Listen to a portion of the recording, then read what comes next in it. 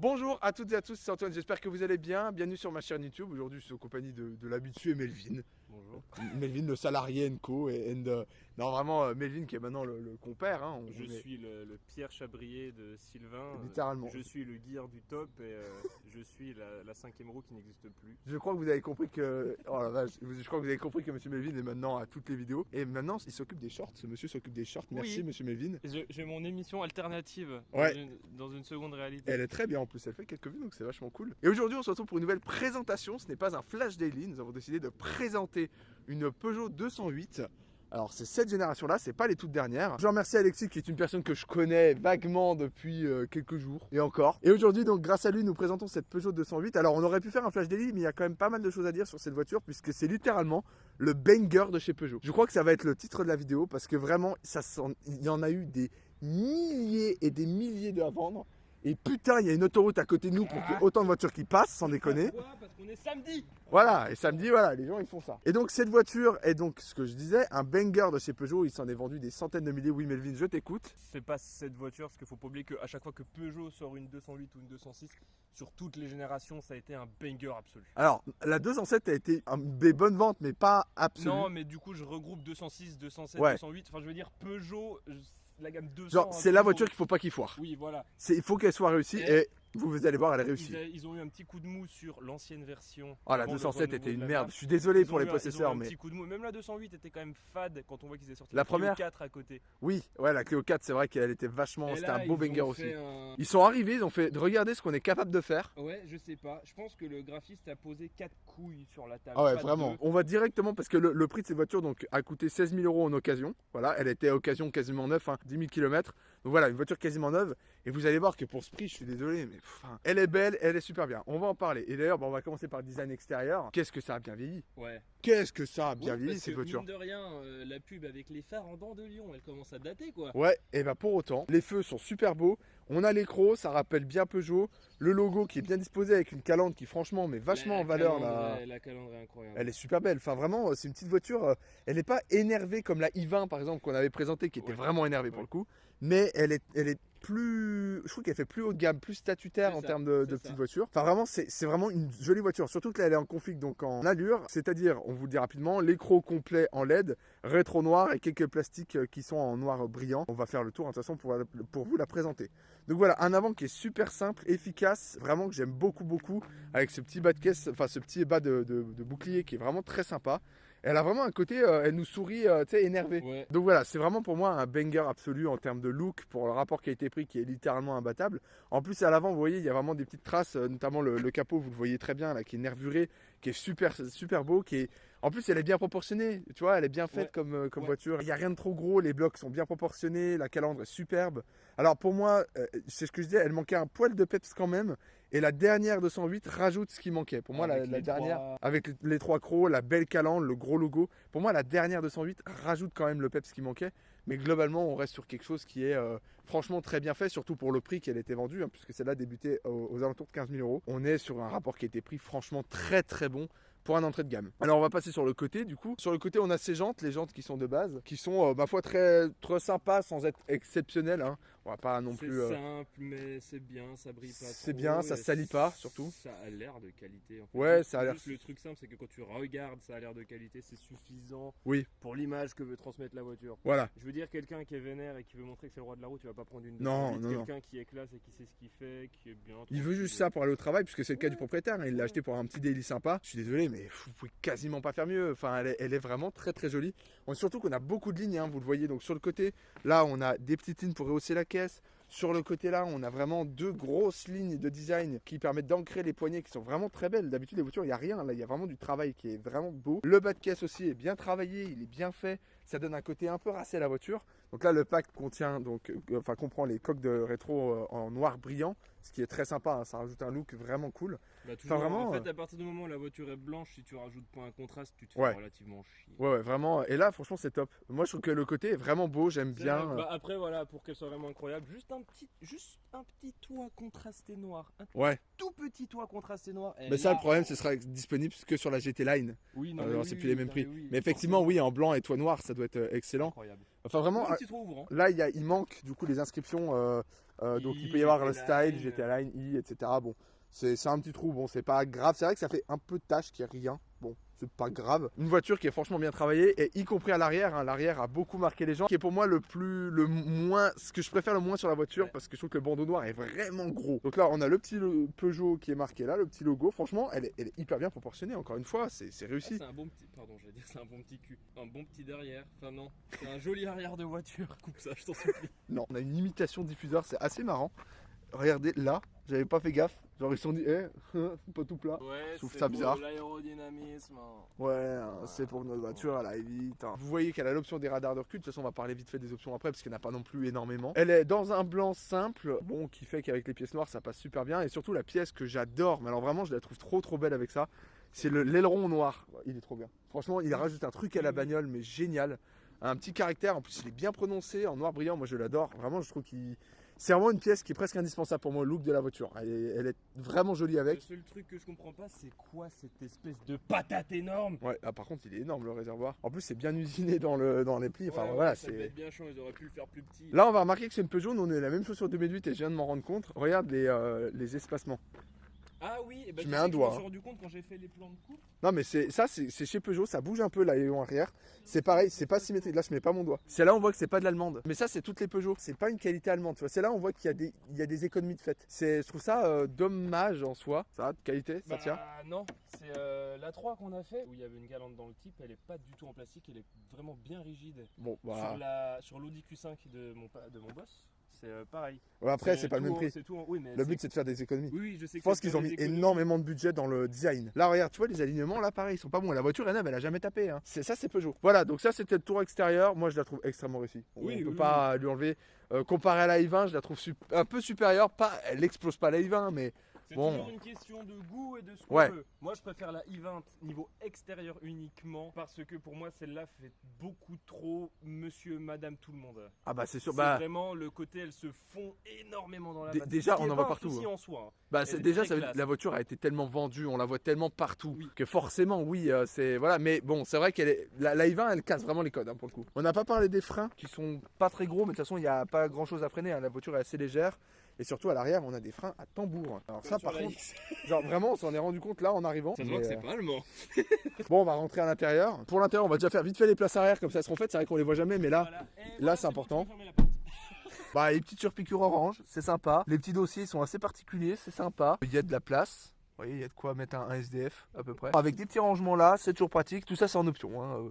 Tout ça, c'est de l'option. C'est des places arrière qui font largement le taf. Jamais de problème pour. Je pense que pour rentrer les gens, ça fonctionne parfaitement. On va passer vite fait au coffre aussi. Quitte à faire, ce sera fait. Un coffre, bon, qui est pas très grand, mais enfin, c'est une. Alors, vous l'ouvrez par là.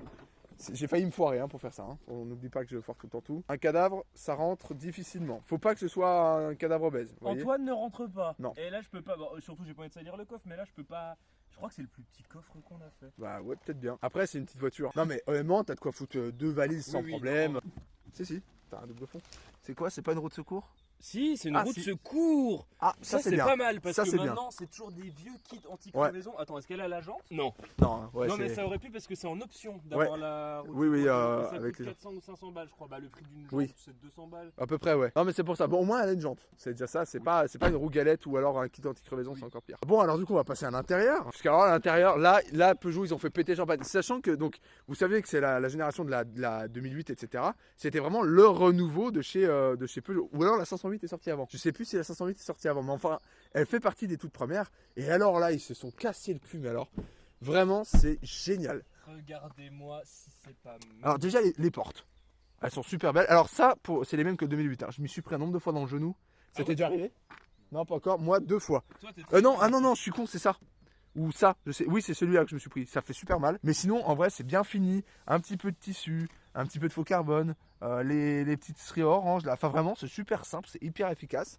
Et puis alors on va rentrer à l'intérieur, je vais éviter de dégueulasser. Les portes sont très belles, mais une fois fermées, il y a donc, on était rentré dans le 2008. Le côté de continuité à l'intérieur, tout arrondi, vraiment, ça fait un demi-cercle et tu te sens bien. T'as envie de t'installer, t'as l'impression d'être dans un truc. Puis même, c'est vraiment quali en termes de beauté. Bah et puis désolé, mais le designer a bien réfléchi. Hein. Toutes les lignes sont bien faites, c'est beau, c'est design. C'est comme le 2008. Ça, on en a déjà parlé quand tu m'as montré le 2008. Ça, je dis oui, mais c'est trop bien. Puissance, leur putain de bouton tactile ou leur vieux truc plat, ça là, ça c'est incroyable. Ouais, ça vraiment, ouais, ils ont fait un effort de dingue. Sachant que les touches qui n'ont pas encore les options, elles sont là, ce qui fait que tu les vois pas. C'est génial comme idée. Le petit volant Peugeot, hein, comme le 2008. Alors, juste à savoir, parce que moi, donc j'avais aussi vu la 208 Style, qui était donc l'entrée de gamme à la sortie de la nouvelle gamme de Peugeot, quand je voulais m'acheter ma bagnole. Il y a des boutons qui étaient vides. Ouais, mais après, ouais, mais à 15 000 non euros.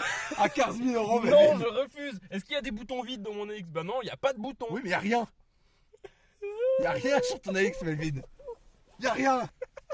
Comme le 2008, c'est hyper bien fait, c'est hyper joli. Alors on va vite fait mettre le contact, parce que donc ici on est sur un contact avec un Eman. Ouais, c'est les mêmes compteurs que 2008 et bon bah pour les avoir utilisés souvent, c'est génial. Forcément oui, vous pouvez avoir le compteur 3D, mais c'est 700 € ou 500 €. C'est extrêmement cher. Mais là on a les petits compteurs, vous voyez, c'est un peu, je pense que vous le voyez bien à la caméra, c'est un peu détaillé, c'est super beau. Bon bah vous avez l'ordinateur de bord qui, j'espère ici, RAM. Un peu lent. Hein. Ouais, on n'est pas sur la... Mais c'est pareil pour le 2008, hein, c'est... Wesh. Eh bah. Bon après ça va, ça réagit. Mais putain quoi, faut pas te presser. Hein. Bon en tout cas voilà, vous avez plein de trucs. Vous avez donc Android Auto de base. Vous avez Apple CarPlay. Vous avez plein de choses. Vous avez les deux petites prises USB ici. Donc une prise USB normale. Et une type C ici pour recharger votre téléphone. Un petit rangement, voilà. Il y a beaucoup de rangements. Ça par contre c'est vachement bien. Voilà, là il a mis ses lunettes, ses trucs. C'est vraiment bien fait. Je trouve ça hyper beau. Le pommeau de vitesse qui est franchement pas dégueu. Je le préfère à celui du 2008. Il se prend bien en main je trouve. Enfin... Puis la boîte est... Ouais, elle est assez franche. Et je suis en train de remarquer qu'on a foutu Alexis à la porte de sa propre voiture quand même. Le frein à main est dégueulasse. C'est un bâton. Mon petit plaisir. Ça va, parce qu'on a entendu des crrrr dans certaines voitures haut de gamme. Bon, mais bah aussi une option incroyable. Je sais pas pourquoi, à chaque fois qu'on essaie des voitures, le reflet est magnifique dans les miroirs. Parce que quand mes passagers montent dans ma voiture, ça se voit, ça marche pas. Tout ça c'est comme le 2008, hein, c'est la même chose. Bon, c'est de bonne qualité, ça tient bien. Non, c'est une blague.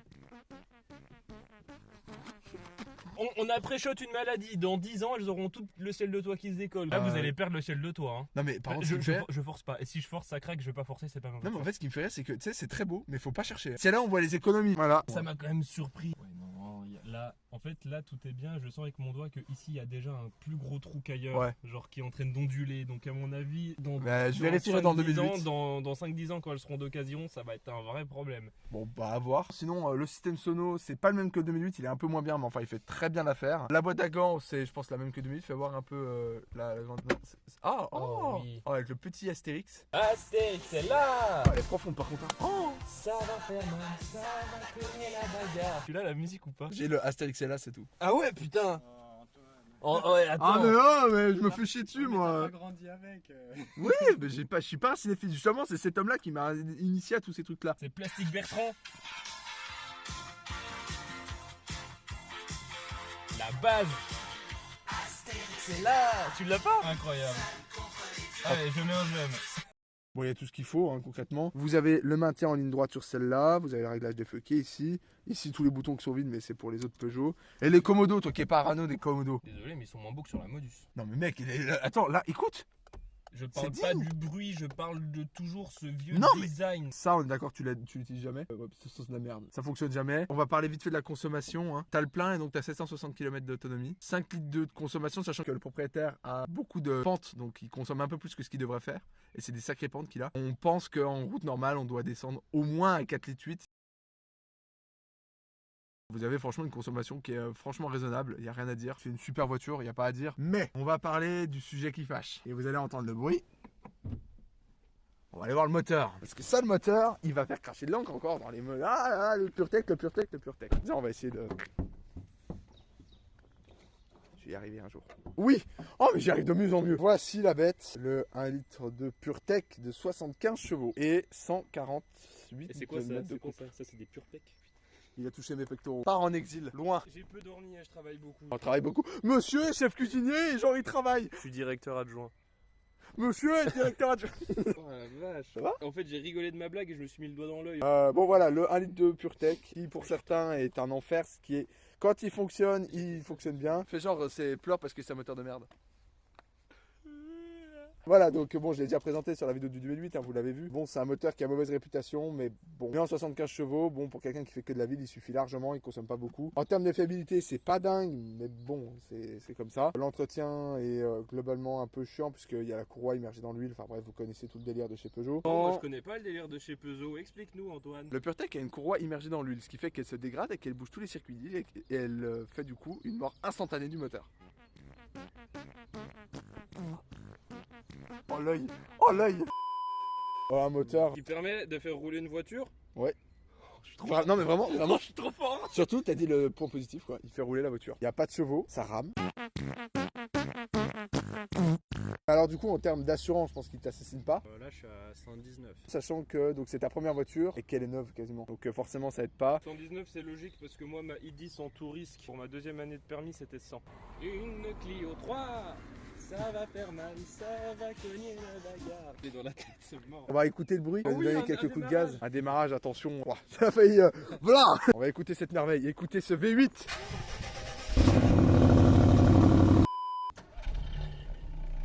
Donne voir quelques coups de gaz. Pas le frein, Pas bon. Alexis. Attends, on n'entend rien. Alors, en dehors du fait qu'on n'entend rien, je trouve que le bruit est quand même agréable à entendre. Oui, c'est un 3 cylindres. On parle pas, en fait, je parle pas de bruit genre de sport, mais il y a des moteurs où en fait ils font Genre la des bruits, Modus. genre, ils font juste. Celui-là, il est harmonieux, Ouais. tu vois. Bah, il n'y a plus qu'à aller voir ça en test routier. C'est parti? Ouais. C'est parti. Allez les amis, on est parti en test routier pour cette 208. C'est quelque chose de tout à fait confort. Il n'y a pas de problème là-dessus. De toute façon, c'est une voiture qui se veut être confortable quand même. Là, on va passer un Dodan, on va voir un peu ce que ça donne. Ah, les feux automatiques, ça je pensais pas. Oui, voilà, oui, ça suffit pour une petite voiture comme ça. Donc, on est sur un moteur qui a pas de couple. Donc, en termes de pente, toi, tu as une grosse pente pour aller à ton travail, ça va. 13%. Ouais, c'est Ah, vraiment, ouais. Ouais, c'est une bonne petite. T'es pieds au pente. plancher, quoi. Mm. Ouais, ouais, à froid. Hein. Pauvre moteur. Mais bon, il n'y a pas le choix, faut bien avancer. Alors, est-ce que le petit volant, toi, te gêne? Ah, pas du tout, non. Pas du tout, ouais. Après, je suis habitué avec celle de mon père, là. Oui, la 308. 308. Oui, parce que du coup, c'est le fils du propriétaire de la 308. Hein. C'est une famille de Peugeot. Moi, c'est pareil. Beaucoup de gens disent oui, les petits volants, ça gêne. Bon, écoutez, moi, dans toute ma famille, personne n'a de problème avec ça. Non, mais sinon, on entend le moteur, mais sans plus. Surtout que les 3 cylindres Peugeot font pas un son désagréable. Le châssis est excellent. Il est de très bonne qualité. Hein. Il est vraiment robuste. À part le moteur, oui, il y a des problèmes de fiabilité, ça on peut pas dire. Attention, un chat. C'est bon. Il était... Comment t'es, toi, à l'arrière? Bien. Plus maintenant. Est-ce que t'en es content, toi? Ah, bah oui, très. Très content, franchement. Ouais. C'est un super daily. Bah, pour une première voiture. T'es encore sous garantie. Mhm. Donc tu n'auras pas de problème en cas de soucis. C'est une bonne gueule, ça reste, c'est pas comme commencer sur une AX par exemple, qui vraiment c'est des voitures très vieilles, très moches, très datées, sur lesquelles tu peux mourir au moindre virage. Et en plus sécurisé, puisqu'elle a toutes ces étoiles au crash test, là tu prends à droite. Non mais c'est quelque chose qu'on oublie souvent, mais c'est une voiture qui est sécurisée. C'est comme les Sandero, elles ont que 3 étoiles ou 2 étoiles et demie hein, sur le crash test, c'est pas dingue. Hein. Donc certes c'est pas cher, mais enfin au moindre crash vous êtes dans la merde. On est tous dans la merde. Je pense que tu fais pas beaucoup d'autoroute avec. Non, non, très peu, ouais. T'en as déjà fait? Ah oui, bah oui. Pour Ça se venir fait quand chez même? toi. Ah oui c'est vrai, oui. Ah oui c'est vrai, accessoirement. Ça se fait ou? Ah bah oui, très très bien. Pas de soucis, Même ouais. les voies d'engagement, ça va. Et moi, tu me demandes pas comment ça se fait l'autoroute? Bah non parce que toi tu décèdes sur l'autoroute littéralement. J'ai tapé ma vitesse de pointe la dernière fois. Combien? J'ai atteint les 142 km/h. Oh Eh ouais. Alors, là t'es pieds dedans? Ouais. Oh ça va? Ça avance. Attendez, parce que j'ai l'habitude mais j'ai jamais trop fait gaffe. Mais ça va? Ça avance. Bon, ça va hein, quand c'est chaud. Bon alors par contre, pour faire un excès de vitesse, faut vraiment le vouloir. Mais franchement ça va, ça avance plus que ce que je pensais, tu vois. Là où j'ai donc filmé une 508 SW, où ça ramait du cul alors qu'il y avait 110 chevaux, là il y a autant de ressenti quasiment. T'as attrapé des souvenirs ça dans la 8R? Ça me rappelle des souvenirs dans la 8R, à la différence près, c'est que là j'ai ni la mimole, ni l'envie de mourir, ni la peur de mourir. Mais Waouh! On est passé, waouh! la grosse différence c'est que le châssis est très bien, mais que ce virage-là passait à... Ouais. On n'a pas précisé la mesure. Non, c'était kilomètres par année. Eh, mais c'est dans les sous, hein. Je pense qu'on est dans les clous, sans problème. Non, franchement, c'est hyper bien amorti. Ça passe. Bah attends. Ouais, mais là, C'est je... le troisième Ah. le plancher. Ok, ouais, il y a un gros manque de reprise. Oh, ça vire à plat, c'est trop bien. Je crois qu'on a tout dit sur la 208. Hein. Bah. Ah oui, mais. Putain. Vraiment bah, déplacé sur la route au moment où Non, on est mais passé. le mec qui voit qu'on arrive à 60 et qui fait un pas d'écart pour te dire de ralentir. Putain, mais la prochaine fois, fais un écart et toque-le. Ouais, Ça vraiment. changera la couleur de la voiture. Messieurs, dames, c'est tout pour cette vidéo. Je remercie encore énormément le propriétaire pour m'avoir apporté ce véhicule et pour m'avoir aidé aussi sur la vidéo de la X. C'est vrai qu'accessoirement je ne l'ai pas remercié, mais merci beaucoup pour ça. Merci Melvin d'être toujours là, toujours vivant, toujours debout. J'ai un roc qui est coincé, je peux pas parler. Voilà. Astérix est là. Astérix est là, n'hésitez pas à vous abonner à notre chaîne. Envoyez-nous des voitures à Oui. l'adresse qui s'affiche jefilm39@gmail.com et laissez des commentaires constructifs, sauf si c'est pour nous Et dire c'est que quoi, le son est mauvais parce que le son c'est déjà qu'il est mauvais parce qu'on n'a pas l'argent de se payer des micro-cravates qui coûtent 500 € le micro. Merci à tous les propriétaires encore une fois qui nous prêtent les véhicules. N'hésitez pas à regarder les autres vidéos de la chaîne. En ce moment il y en a beaucoup qui vont sortir. Normalement quand celle-là sort, c'est qu'il y en a qui sortent. Bah, on va dire que là on se voit aujourd'hui. On a fait deux tournages, j'ai fait deux tournages aujourd'hui, on en a encore deux demain. Et alors on en a encore plein. Il y a une moto qui arrive. Enfin bref, il y a pas mal de trucs. Et puis n'hésitez pas à vous abonner, à mettre la cloche de notification. Et c'était Olivier de Carglass pour vous servir. Putain, c'est vrai qu'il faut pas oublier ça. Allez, bisous les gens. Une roue qui décolle? Non, parce que tout à l'heure il y a une roue qui a décollé. Il y a un gars, il passait tellement fort, là ça a décollé. Avec le petit logo Jeu Film et les liens pour les dernières vidéos. Ouais, je suis d'accord. C'est-